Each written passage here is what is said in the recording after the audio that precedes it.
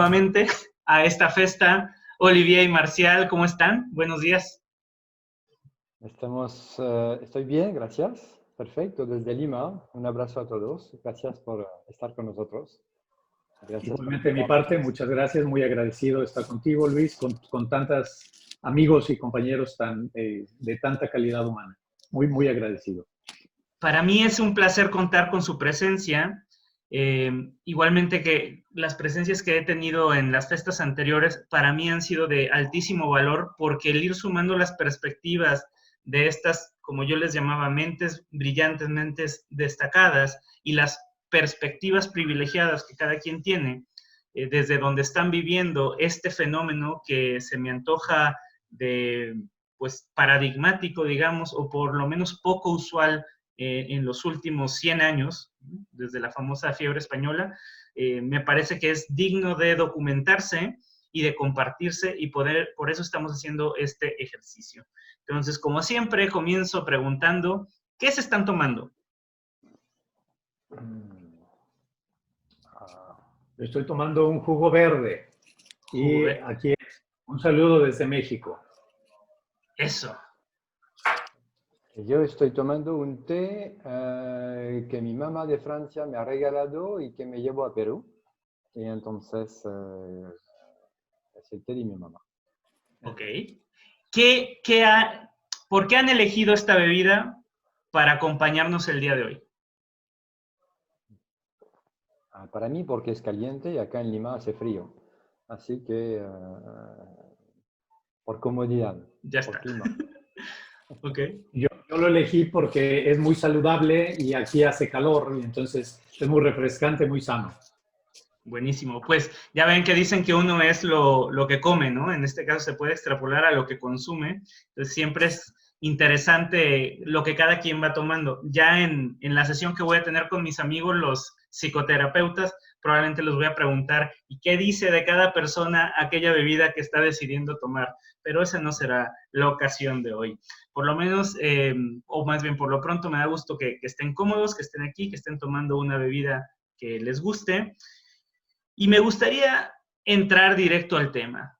¿Cómo les está yendo con esto de los tiempos de cambio frente a la pandemia ocasionada por el COVID? Marcial, tú tienes además una perspectiva muy particular porque te ha tocado enfrentar esto de diferentes ángulos. Estás silenciado. Con gusto, Luis. Bueno, sí, yo veníamos de una actividad muy frenética. Habíamos ido a Los Ángeles, a San Francisco, a visitar a Doug Kirkpatrick y a Matt Pérez. Y bueno, a la semana siguiente vino Leo Ravier a presentar su libro de self-management y ahí fue donde yo me contagié.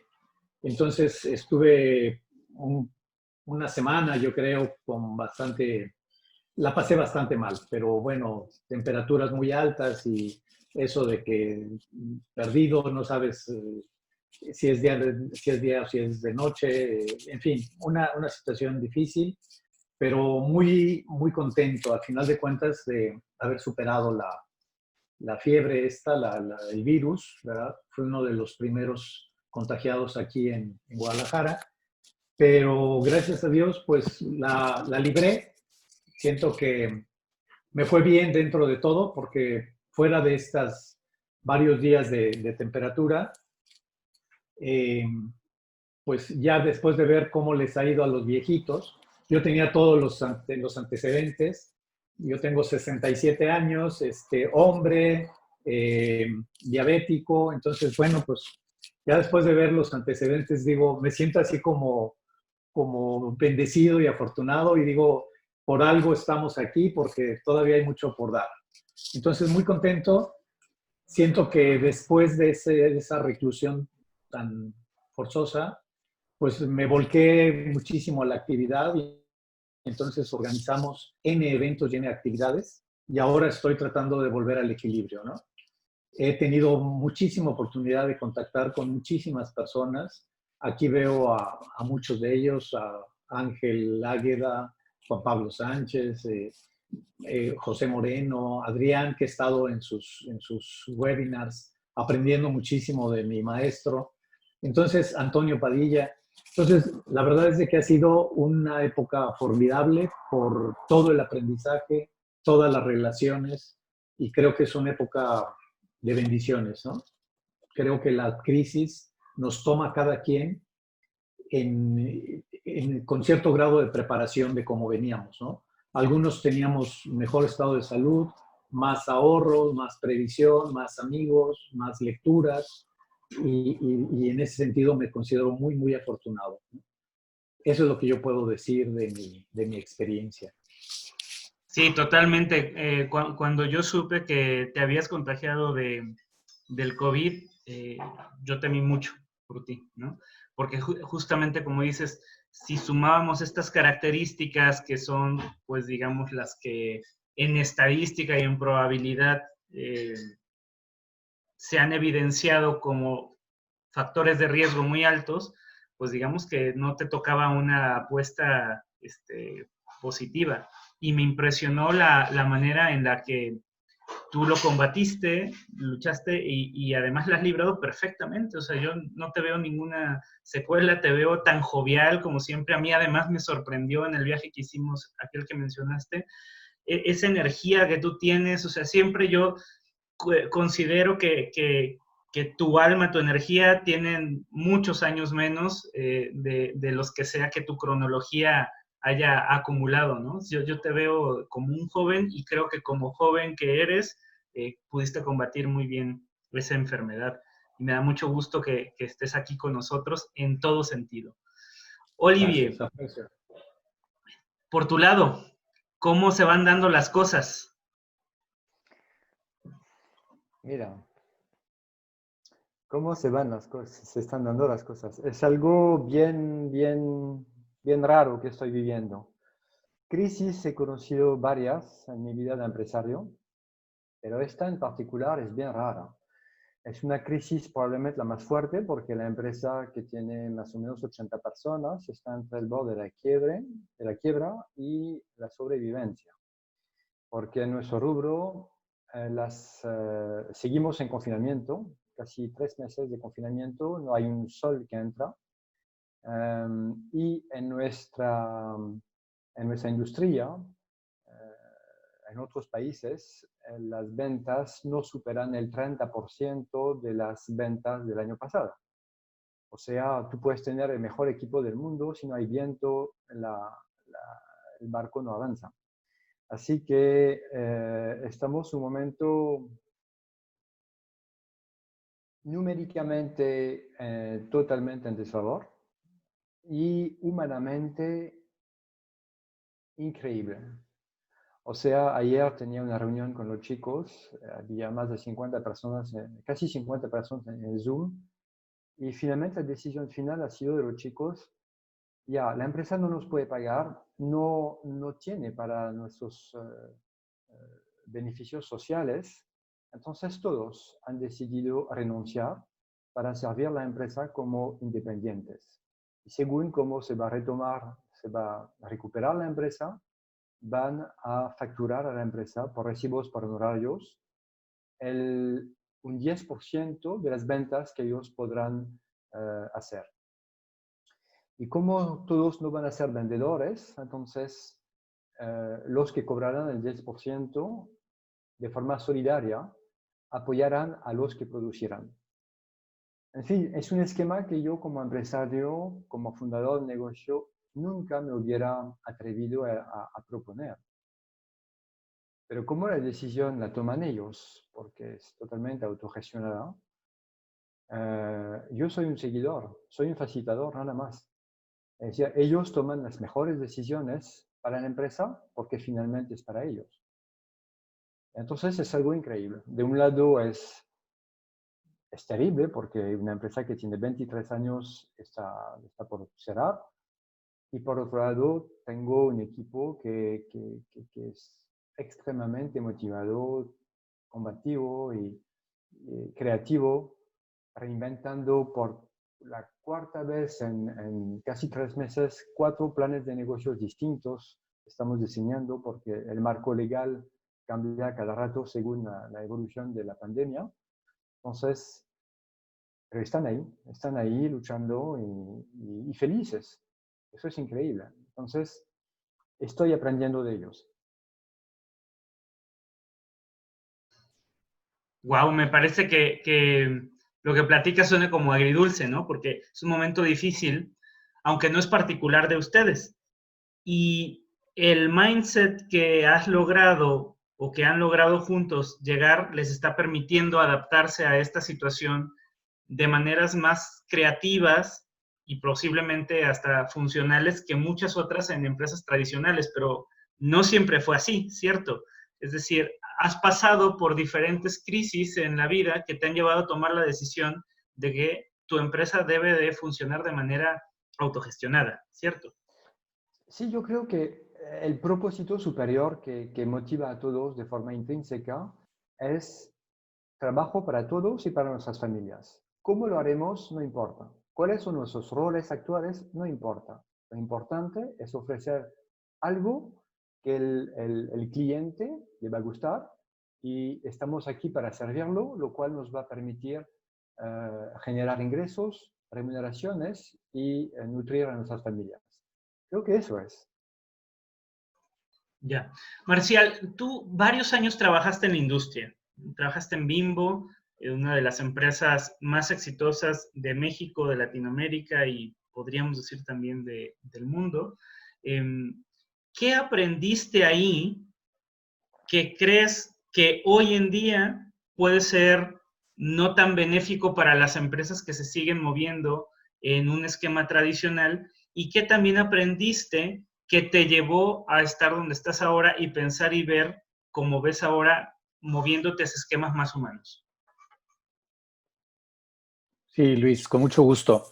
Sí, yo estuve trabajando 9 años, de 84 a 92, en la organización Bimbo, en desarrollo de personal.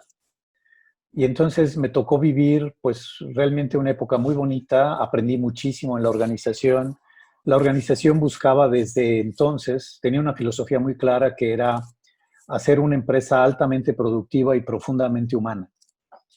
Creo yo que esa semilla que ahí se cultivó es lo que me llevó a buscar, a seguir buscando cómo hacer empresas así, empresas altamente productivas y profundamente humanas. Creo que desde entonces ha sido una búsqueda pues, de veintitantos, 30 años, buscando cómo ayudar a las organizaciones a que el trabajo sea realmente significativo, a que el trabajo sea motivo de gozo, de júbilo, de realización. Y la verdad es de que fue, fue meterme, bueno, yo dejé la organización en 1992, en ese tiempo éramos 50,000 personas, ahora son 130,000 o una cosa así en todo el mundo. Y bueno, de alguna manera creo que la filosofía pues es muy importante, ¿no? Y ha sido muy importante para esta organización. Sin embargo, a lo largo de mi caminar y buscando expandir esta filosofía en las demás organizaciones, me di cuenta que faltaba algo, ¿no? Realmente el trabajo no es un motivo de gozo, de realización para muchas personas. Me metí entonces en este trabajo de consultoría y capacitación y facilitación, me metí a buscar qué faltaba, ¿no? Y entonces recorrí por todas las corrientes de calidad total, control estadístico, reingeniería, trabajo en equipo, liderazgo, todas las cosas habidas y por haber, ¿no? ISO, y seguía a un elemento pendiente, un elemento faltante. O sea, algo estaba faltando que no acababa de funcionar. Todos los esfuerzos de cambio, todas las iniciativas para que las organizaciones sean más sanas, saludables y presten un mejor servicio, dependen de las personas. Y sin embargo, algo faltaba, había un elemento faltante ahí. Y me parece que eso fue lo que me llevó en 2017 a tomar la decisión de dejar la consultoría para embarcarme en este nuevo mundo, ¿no? Cuando empecé a entender que había otras formas de organización, eso me dio como que encontré el eslabón perdido, ¿no?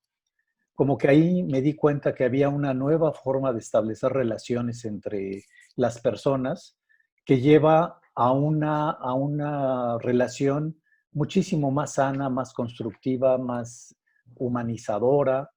Y pues estoy encantado porque de 2017 para acá ha sido una aventura apasionante de conocer una y otra y otra y otra organización que nos muestran que sí es posible crear eso, ¿no? Crear empresas altamente productivas, sustentables, saludables y al mismo tiempo profundamente humanas.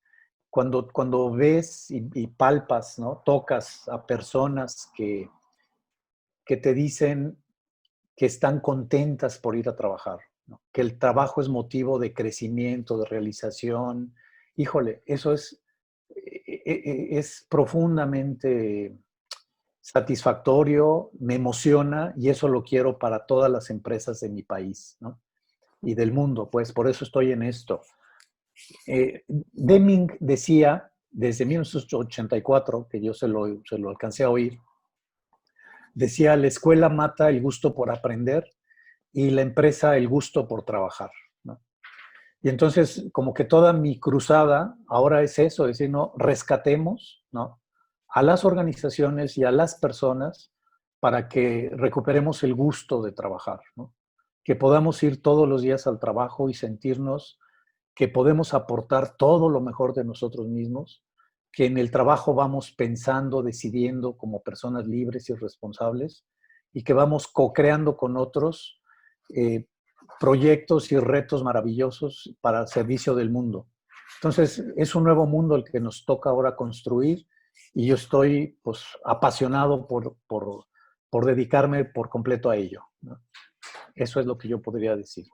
Buenísimo, Marcial. Oye, Olivia, ahorita que mencionaba lo de Deming, Marcial, se me vino a la mente algo que nos decía, ya no recuerdo, no creo que lo escuché con otro empresario mexicano, Paco Mora, que decía, todo mundo somos autogestionados hasta que llegamos al trabajo. ¿Tú qué piensas de eso?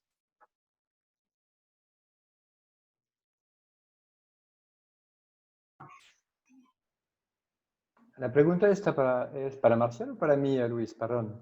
Perdón, es que me distraje que pasó el nene por acá.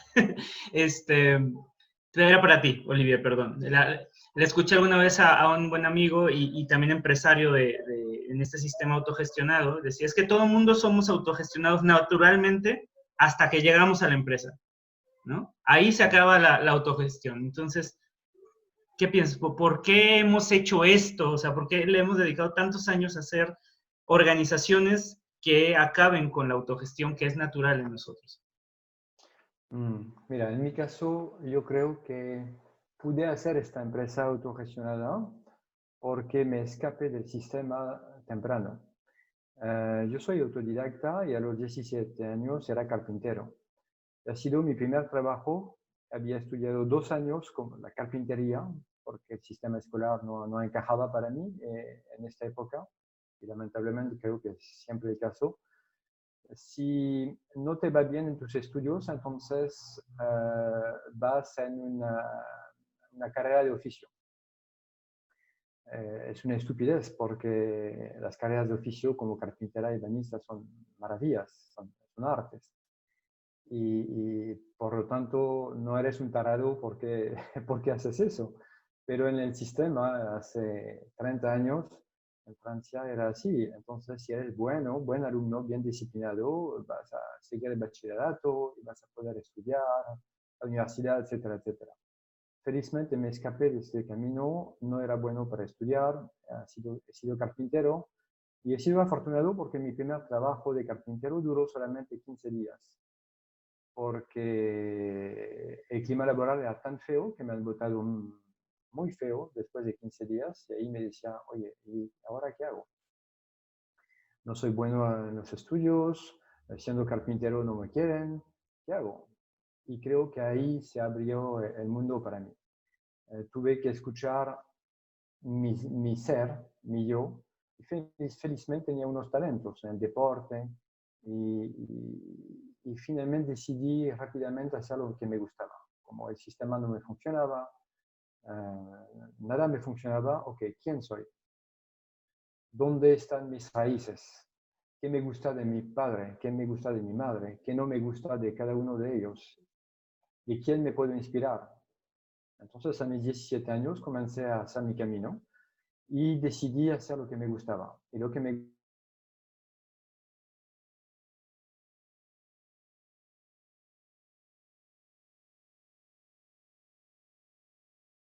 éxito no por lo que había estudiado, pero más bien por la intuición que yo había desarrollado, por la capacidad de escuchar, la capacidad de sentir en las personas quién eran exactamente, su ser, qué era su ser. Y finalmente, desde temprano, como empresario, me he rodeado de gente que no tenía conocimiento.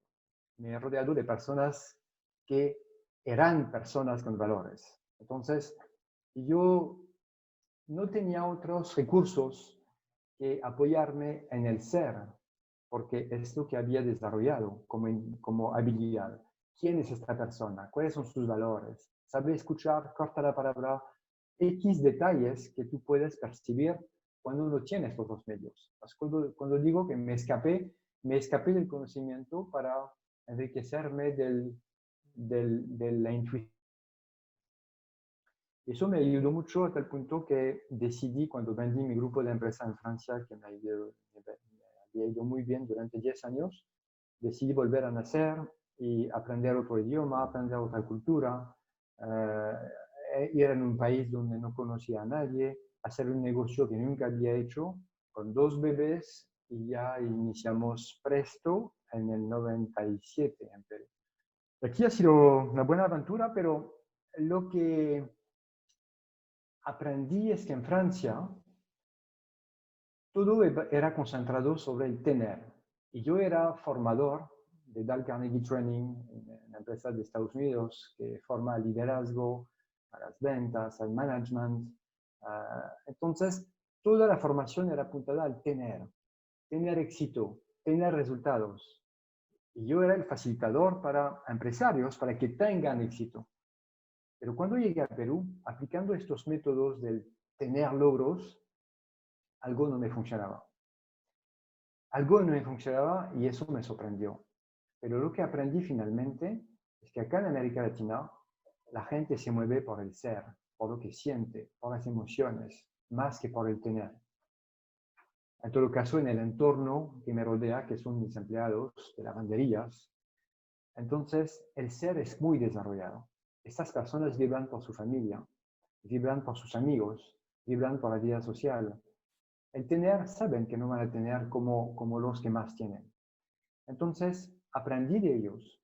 Aprendí que ser diariamente, servir diariamente a su familia, a los demás, era un gran valor que yo he aprendido acá en Perú. Entonces, aprendí el coaching ontológico, o sea, soy coach profesional, y pude aprender del ser, por fin. El ser que no tenemos en Europa, acá en América Latina pude desarrollarlo. Entonces hice una combinación entre el tener, el resultado, y el ser en América Latina. Y eso me ayudó un montón para entender, porque de forma corta, digamos, en Europa, si tú quieres llegar a las emociones que están acá, primero tienes que entrar por la lógica, el razonamiento. Acá en América Latina, muchas veces si quieres subir al cerebro, primero tienes que llegar a las emociones, pasar por el corazón. Entonces entendí estas dos conexiones, la racional y la emocional. Y eso me ayudó mucho para hacer que la empresa sea autogestionada y teniendo resultados como nunca tuvo en su historia. Eso es. Buenísimo. Oye, Marcial, no, seguramente también te han evocado muchas ideas lo que ahorita comenta Olivier. Y yo quiero preguntarte, en esta época de cambio, ¿tú qué es lo que ves de fondo? ¿Qué es lo que realmente está cambiando y que a lo mejor no es tan evidente para todos? ¿Qué es lo que realmente está cambiando?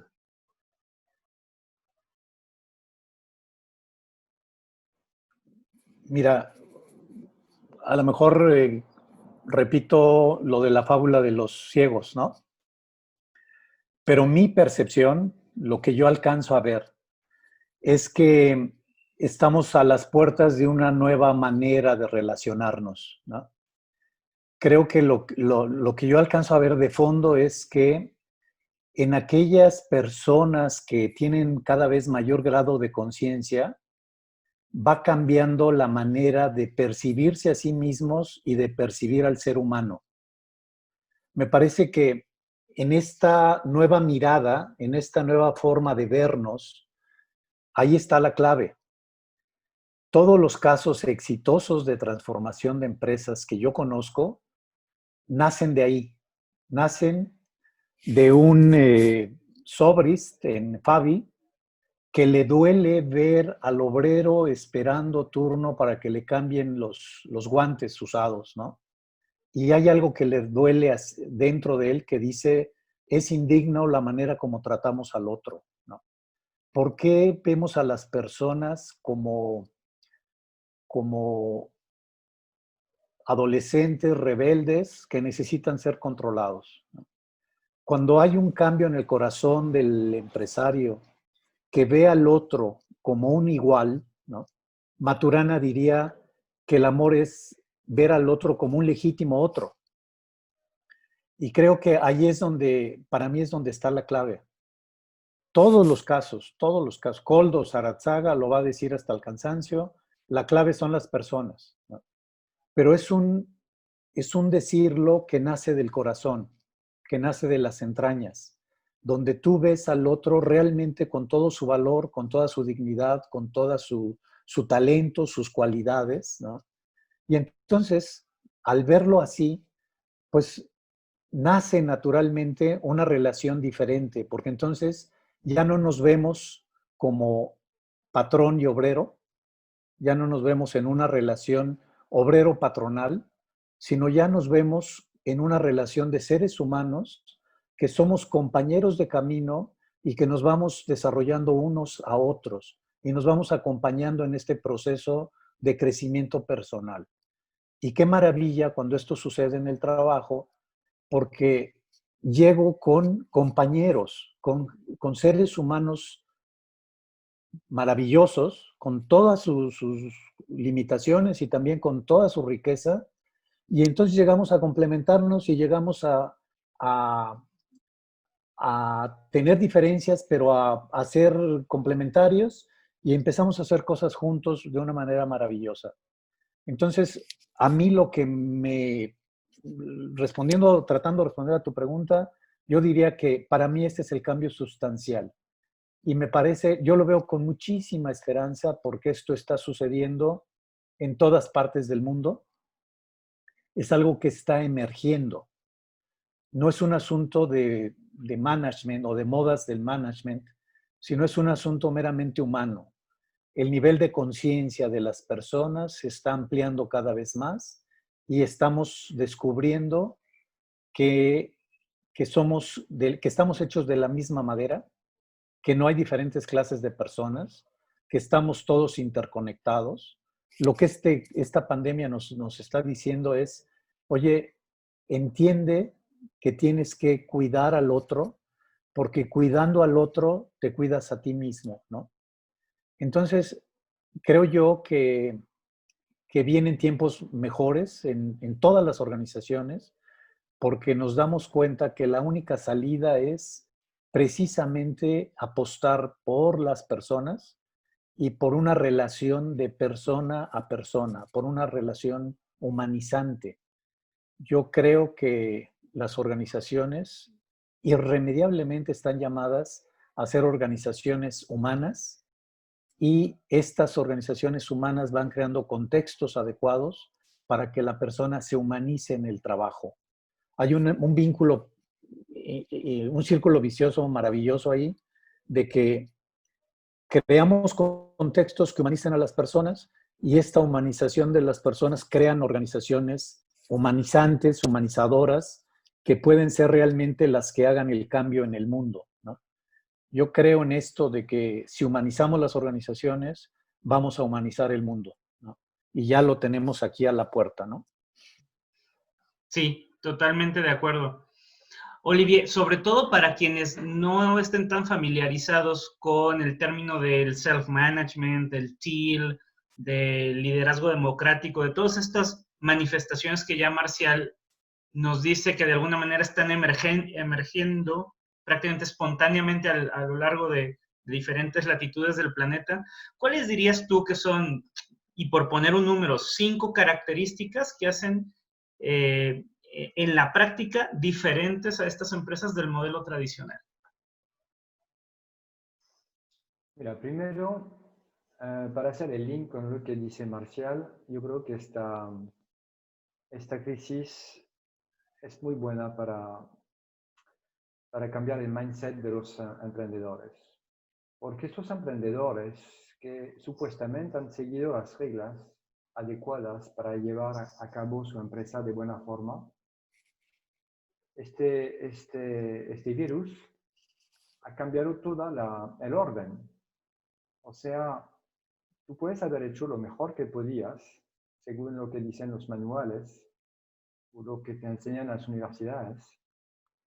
El virus es más fuerte que tú.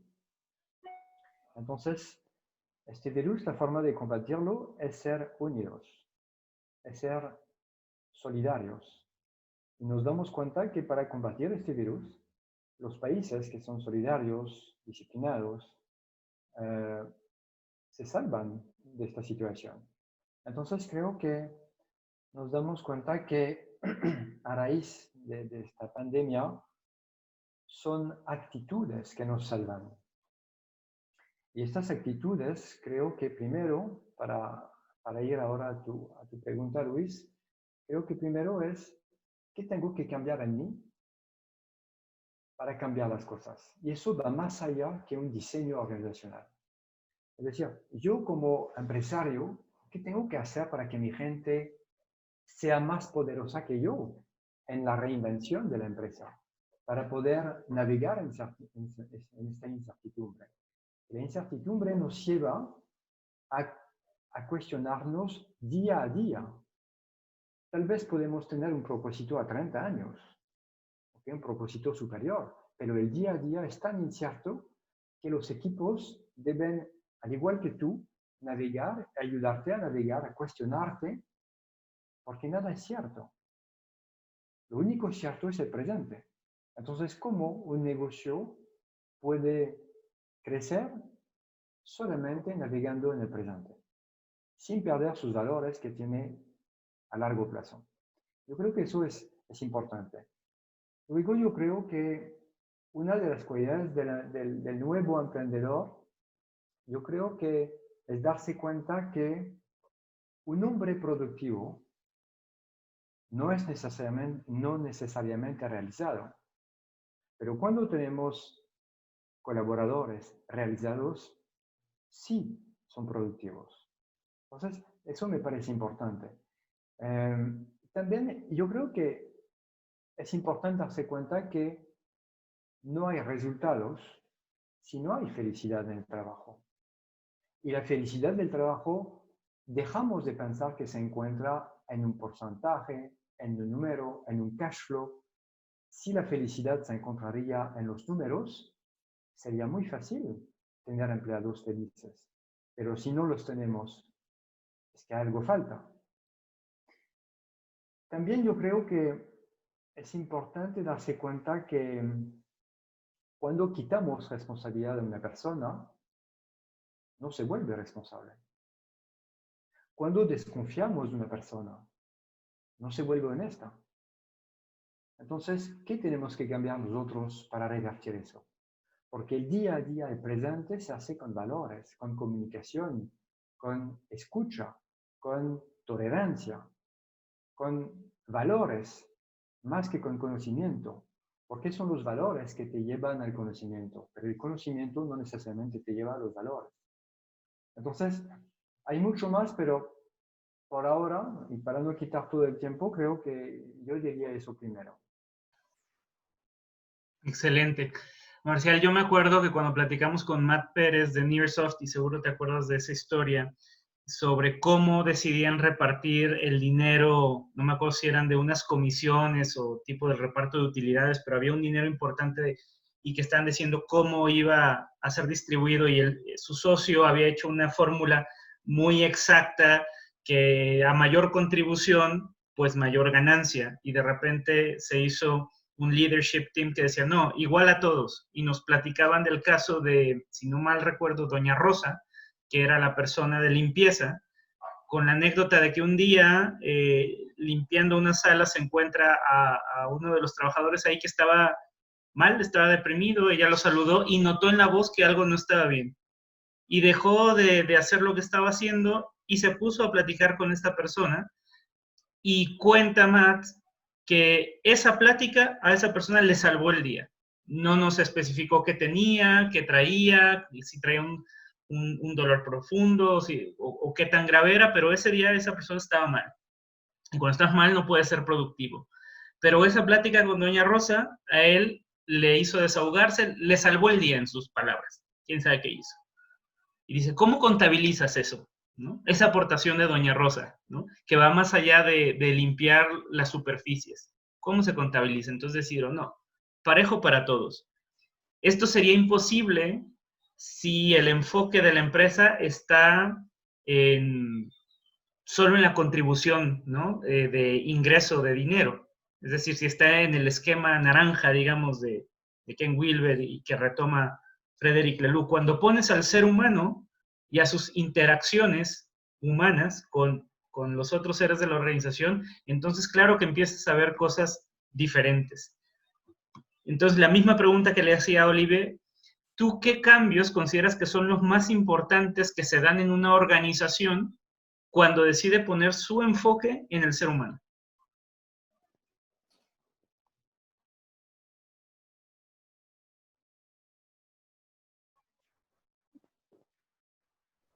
Ahí. Me parece muy interesante la consideración que haces y me parece que en la pregunta está la respuesta. A veces, o al menos es mi experiencia, ¿no?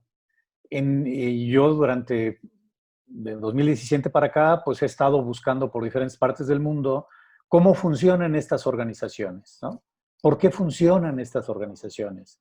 Cuando fui con Koldo Saratzaga, con el grupo de K2K Bilbao, pues mi interés era eso. Quiero saber cómo funcionan y por qué funcionan. ¿Por qué funcionan los sistemas de remuneración y de recompensa y cómo le hacen?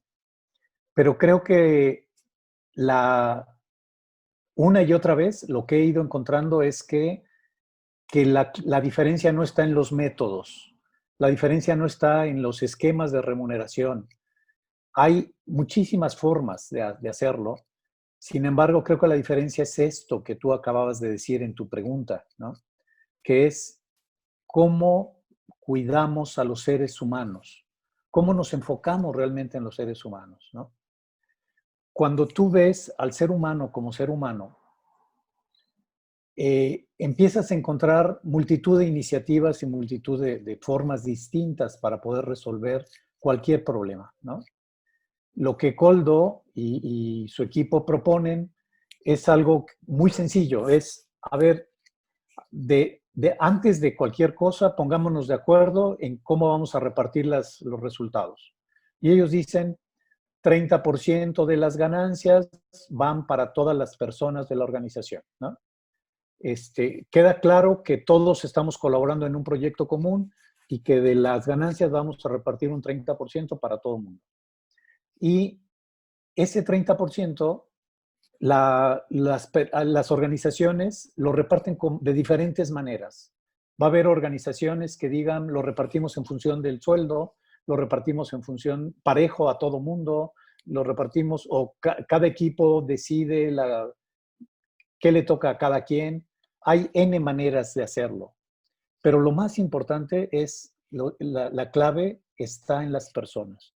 Cuando vemos a la persona como persona y no lo vemos como un sujeto productor de utilidades, ¿no? Como un objeto, ¿no? Como un medio para ganar.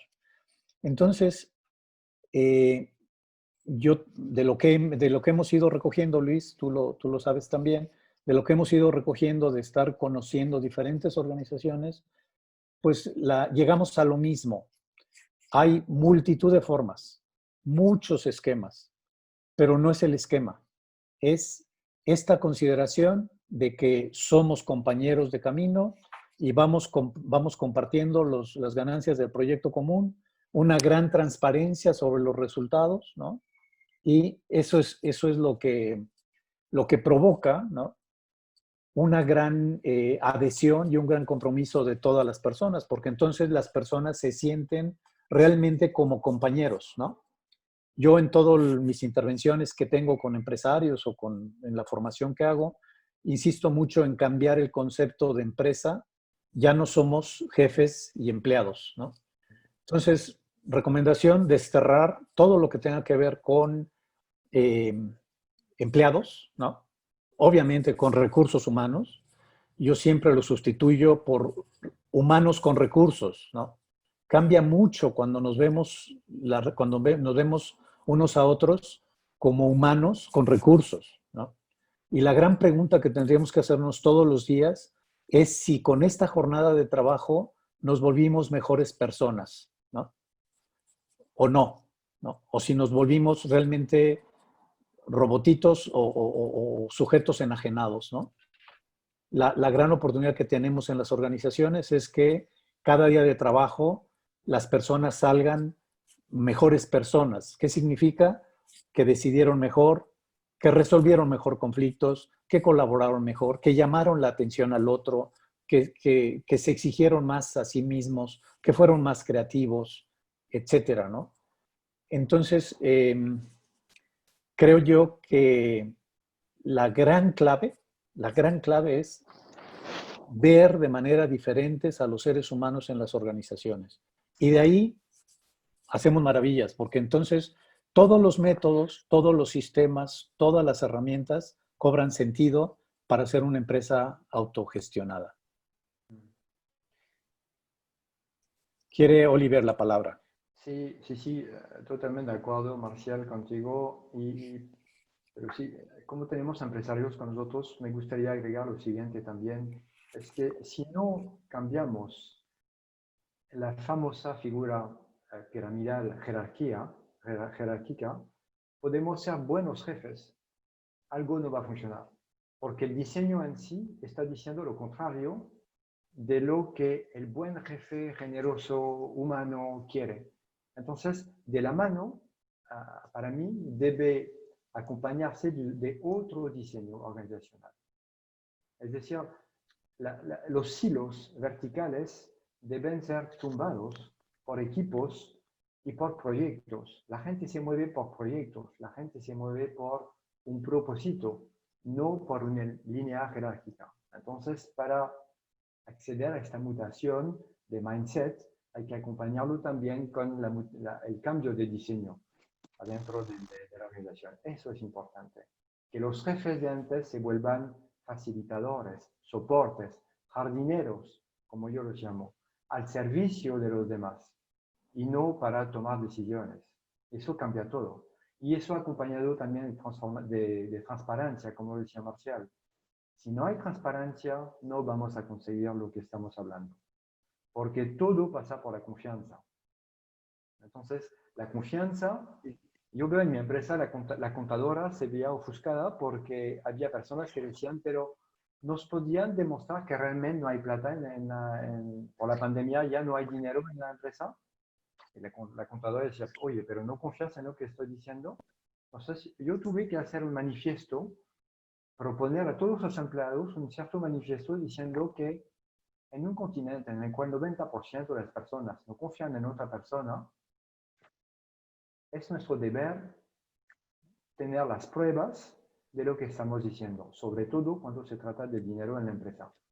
Entonces, entendiendo eso, la contadora dijo, sí, pues, ok, yo lo tomaba personalmente, pero ahora lo entiendo mejor. Tenemos que demostrar que somos honestos. Entonces, ahora sin que me lo pidan, yo daré las pruebas de lo que estoy afirmando. Y eso participa de la confianza, genera la confianza. El zócalo es la confianza, la transparencia. Ya.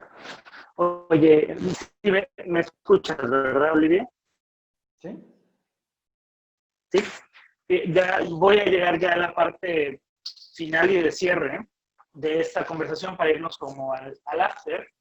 Y la perspectiva final que quiero compartir es la siguiente. Veía en Netflix hace poco un documental sobre la Segunda Guerra Mundial y me llamó la atención un dato que yo desconocía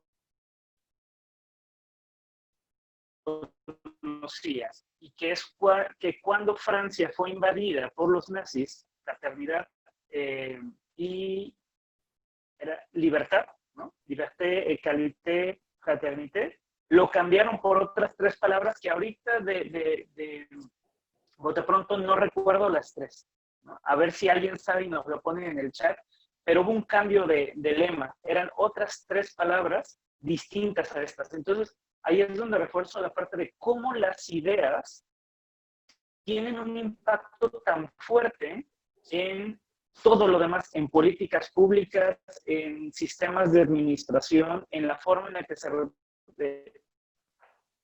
relacionan los seres humanos.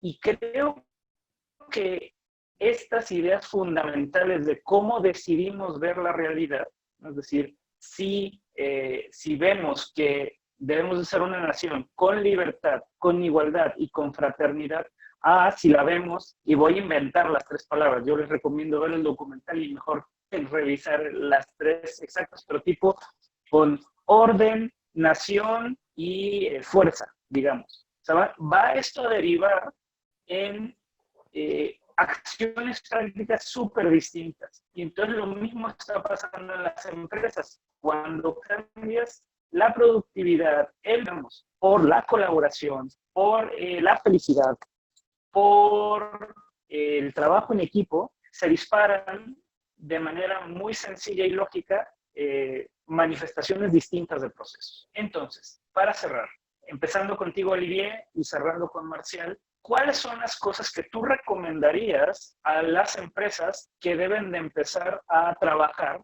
para prosperar en esta nueva normalidad, basadas y poniendo al ser humano al centro?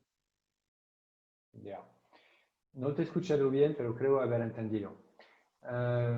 Mi recomendación es difícil dar recomendaciones, pero ¿por qué es difícil? Porque yo creo que nace de uno mismo. O sea, ¿yo qué siento? ¿Para qué voy a cambiar? ¿Qué me motiva profundamente? Más allá de la cuenta de resultado y de las ganancias, yo como persona, ¿qué me mueve en este mundo? ¿Para qué estoy haciendo lo que estoy haciendo? ¿Cuándo me voy a jubilar?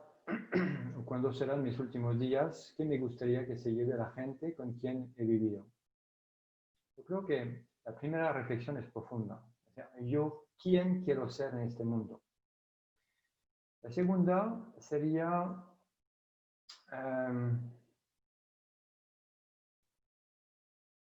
esta empresa, ¿quiero hacerla para mí o quiero que sirva a los demás? O a lo mejor que sirva a todos, a mí y a los demás. Entonces tengo un propósito colectivo o algo personal para tener más cosas yo. O me siento satisfecho cuando los demás están felices. ¿Qué me mueve? Y luego estoy dispuesto a aceptar que los demás pueden tener mayor razón que yo. Estoy dispuesto a pensar que la persona que no ha estudiado, que vive en un barrio alejado de la capital, que vive en otras condiciones, estoy dispuesto a aceptar que esas personas tienen valores que tal vez yo no las tengo tan desarrolladas y que los valores de las personas pueden aportar más que las mías. Estoy dispuesto a atreverme como empresario de la misma manera que yo me atreví a hipotecar mis bienes para crear mi empresa, de la misma manera que estoy capaz de tomar riesgo en inversión ¿Estoy dispuesto a atreverme a confiar en las personas? A pesar que nadie me ha enseñado a saber cómo confiar y responsabilizar, ¿estoy dispuesto en eso? Si el manager, el empresario, se distingue por ser una persona atrevida, ¿por qué no se atreve a confiar en las personas? Yo creo que a través de esas preguntas van mis recomendaciones. Excelente, Olivier. Muchas gracias. Marcial. A ver, yo lo que diría es claro que estamos en una situación difícil, diferente, inusitada, y es claro que necesitamos reinventar la organización. Necesitamos transformar, o sea, tenemos que pensar de manera distinta y tenemos que ir haciendo sobre la marcha cambios que nos permitan no solo sobrevivir, sino hacernos un futuro, ¿no? Entonces, creo que esta parte de la transformación de la empresa es una obligación fundamental, ineludible. Pero esta transformación arranca y tiene su base en nosotros, en cada uno de nosotros. Yo creo que la clave es que cada persona en la organización, tanto el que dirige como el que trabaja en ella, cada uno de nosotros tiene que preguntarse profundamente quién es, ¿no? Y qué quiere. ¿Qué quiere? ¿Qué queremos hacer en esta vida? Me parece que la clave está en volver a conectar con la esencia. Es decir, veníamos en una prisa acelerada, escuchando a todo mundo y en una manera sumamente, en un activismo enorme, dando vueltas y vueltas y vueltas y a la carrera, y ahora es tiempo como para sentarse y decir qué es lo esencial, qué es mi verdadera esencia, en qué clase de persona me quiero convertir, en qué clase de persona me estoy convirtiendo. Creo que vamos a tener que repensar las medidas del éxito en la empresa, ¿sí? Este absurdo en el que hemos caído de creer que solamente lo cuantitativo es lo que vale, ¿no? Y volver a retomar a las personas, ¿no? Volver a decir, importan mucho los resultados, pero importa mucho más la clase de persona en la que nos estamos convirtiendo mientras conseguimos esos resultados. Para mí creo que esto es una lección evidente. Cada vez volver más hacia los que producimos los resultados más que a la cuenta de resultados, ¿no?